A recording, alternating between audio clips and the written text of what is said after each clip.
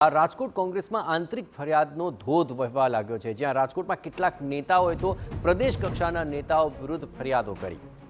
Call detail અને કેટલાક દસ્તાવેજી પુરાવા કોંગ્રેસના કેન્દ્રીય નેતૃત્વને સોંપ્યા હોવાનો પણ દાવો કરવામાં આવ્યો। પ્રદેશ કક્ષાથી લઈને સ્થાનિક કક્ષા સુધીના નેતાઓના નામ આપવામાં આવ્યા છે।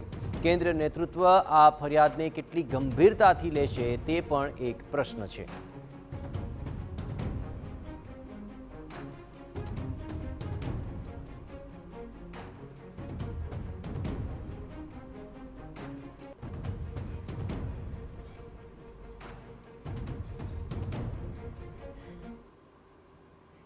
तो आखिर आ कई प्रकार की फरियादों है ने तेने लईने शुं गतिविधि चाली रही है, वधु विगते बात करवा माटे जोड़ाई रह्या छे राजकोटथी संवाददाता मोहित। आखिर फरियादों थई छे, कई कई प्रकारनी फरियादों छे अने ते फरियादोने लईने आखिर आगामी दिवसोमां शुं तजवीज कोंग्रेस तरफथी हाथ धराशे? मोहित।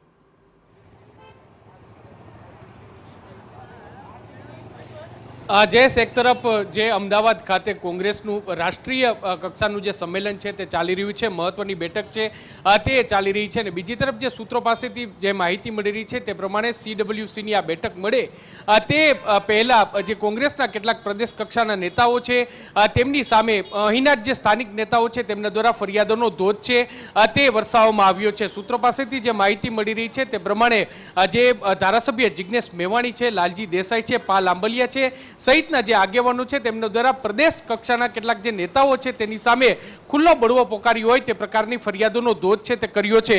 કેટલીક મહત્વની બાબતો, દસ્તાવેજી બાબતો છે તે પણ રજૂ કરવામાં આવી છે। આપને યાદ અપાવી દઉં કે જ્યારે રાહુલ ગાંધીની અગાઉની અમદાવાદ ખાતેની મુલાકાત હતી ત્યારે રાહુલ ગાંધી દ્વારા જે નિર્દેશ છે તે કરવામાં આવ્યો હતો। કેટલીક બાબતો કહેવામાં આવી હતી કે કેટલાક લોકો પક્ષની અંદર રહીને જ પક્ષની વિરુદ્ધની કામગીરી છે તે કરી રહ્યા છે, અને આ જ વાતને લઈને કેટલાક મહત્વના પુરાવો છે તે રજૂ કરવામાં આવ્યા છે। સૂત્રો પાસે જે માહિતી મળી રહી છે તે પ્રમાણે જે બે પ્રદેશ કક્ષાના નેતાઓ છે તેમની સામે ફરિયાદોનો ધોધ છે તે વરસ્યો છે, અને તેઓ જે સરકારના કેટલાક વિભાગો સાથે મળી અને કામગીરી કરતા હોવાનો પણ આક્ષેપ છે તે લગાવવામાં આવ્યો છે। એટલું જ નહીં, આ તો પ્રદેશ કક્ષાની વાત થઈ, પરંતુ સ્થાનિક કક્ષાએ પણ ઉકળતો ચરુ છે તે જોવા મળી રહ્યો છે। જો રાજકોટની વાત કરવામાં આવે તો રાજકોટમાં પણ જે સુરેશ બથવાર છે કે જેઓ કોંગ્રેસના સિનિયર આગેવાન છે તેમના દ્વારા વસરામ સાગઠિયા વિરુદ્ધનો પત્ર છે તે લખવામાં આવ્યું છે કે એવા નેતાઓને પ્રાધાન્ય આપવામાં આવે છે કે જેઓ પક્ષ સાથેનો હાથ છોડી અને આમ આદમી પાર્ટીમાં જોડાયા હતા અને ત્યારબાદ ફરી એકવાર પક્ષમાં જોડાયા અને તેમને મહત્વમાં આપવામાં આવી રહ્યું છે, પરંતુ પક્ષના જે વફાદાર કાર્યકર્તાઓ છે કે જેઓ વર્ષોથી પક્ષ સાથે જોડાયેલા છે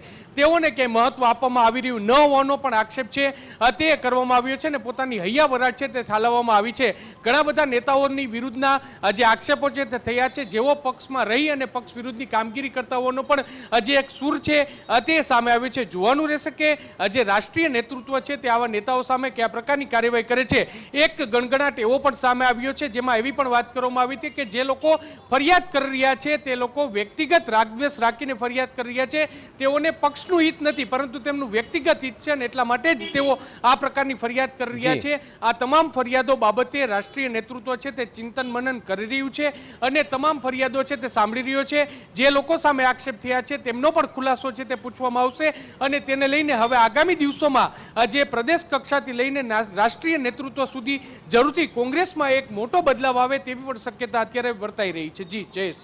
આભાર મોહિત, તમામ ગતિવિધિઓ પર આપ નજર રાખતા રહેજો। જોવાનું રહેશે કે આ ફરિયાદોને લઈને જે ગતિવિધિ થવી જોઈએ તે રાષ્ટ્રીય કક્ષા સુધી પહોંચી છે કે પછી તેની ઉપર હવે ધ્યાન અપાય છે કે કેમ તે બાબતો મહત્વપૂર્ણ બની રહેશે।